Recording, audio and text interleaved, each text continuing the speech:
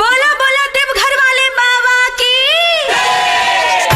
मलाई भोला जी, मलाई भोला जी, छोड़ी रउआ सबला सकई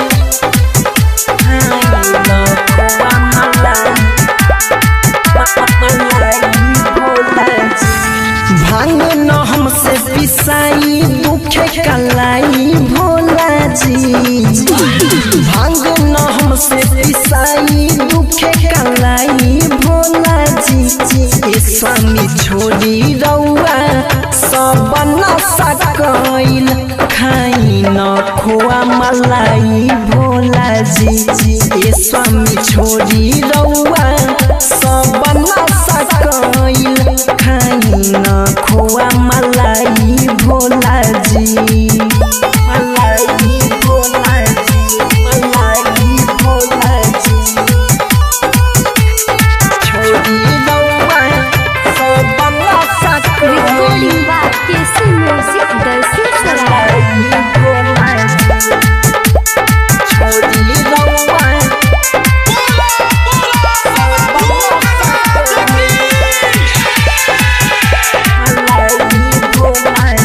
करी परेशान जानी नैहर चली जाई, जहाई के दुख अपन माई से बताई, माई से बताई जी। करी परेशान जानी नैहर चली जाई, जहाई के दुख अपन माई से बताई।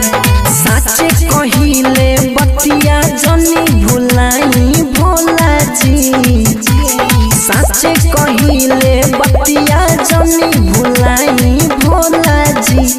ए स्वामी छोड़ी रउआ सब न सकैल खाई न खोआ मलाई भोला जी। ए स्वामी छोड़ी रउआ सब न सकैल खाई न खोआ मलाई भोला जी। मलाई भोला जी, मलाई भोला जी, छोड़ी रउआ सब न सकैल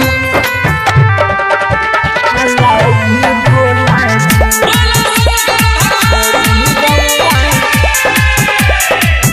सब न सकैल रवि रॉक नासा में हरदम रहिले रउआ चूरहो, भंगिया पिसेला करत रहिले मजबूर हो, रहिले मजबूर हो। नासा में हरदम रहिले रउआ चूरहो, भंगिया पिसेला करत रहिले मजबूर हो। गौरा के अपना इतना न सताई भोला जी, गौरा के अपना इतना न सताई भोला जी। ए स्वामी छोड़ी रउआ सब न सकैल खाई न खोआ मलाई भोला जी।